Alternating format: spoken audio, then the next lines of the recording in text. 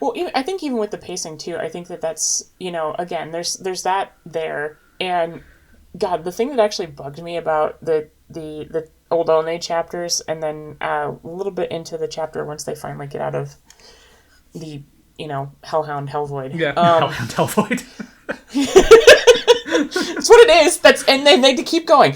But no, but basically, and once they get back to the tower, is that stuck within this is I found some actually really interesting characterization points that actually made Xenith interesting for 5 seconds before she faded back into the shadows and became a cardboard cutout on the wall with stripes.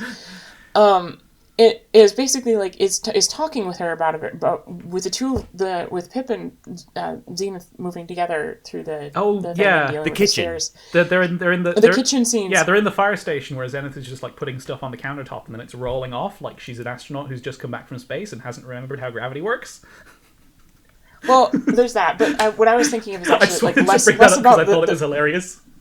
It was less about the dumb shit that was happening there, but more about what she was saying. And one of the things that I thought was really fascinating, and also had a point of here's my drop into mild feminist criticism of the story.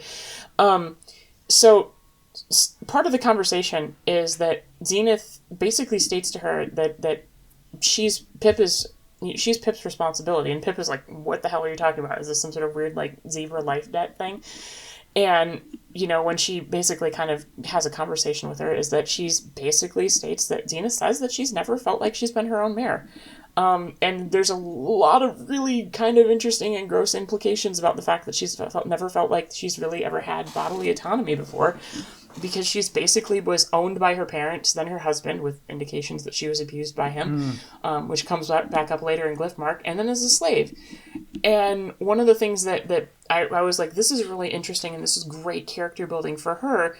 And then 2 chapters later, we have Homage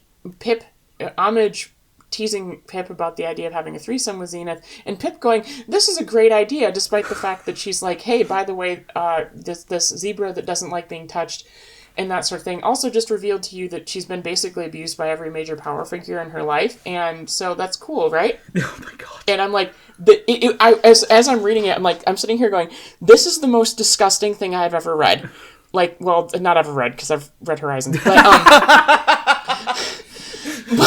but from within this story, of all the shit that goes on in this story, this scene just fucking set me off, because it was one of those things where it's given all the shit the poor zebra's gone through, given everything else that's been going through, and then for Pip to turn around and basically start exoticizing the other with Xenith, and to basically have gone from the conversation of, oh wow, the zebra's been through a lot, she's been sexually assaulted multiple times, she's never felt like she's herself, she's clearly a victim of a lot of abuse, and then turn around and be like, but that ass is it was one of those moments that was it was so jarringly inept, I guess, in its writing, that I was like, I can tell that K-Cat's a man, because if you had been a girl, you would have thought about this. Exactly, yeah.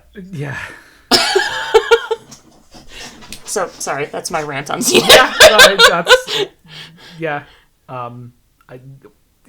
I honestly don't know how to follow that. It's just wow. Yeah, it's one of those things that it's just been at the back of my mind, but it's just that's hit the nail on the head. Sorry for my mild feminist criticism of this story, but this is shit. It's just. I mean,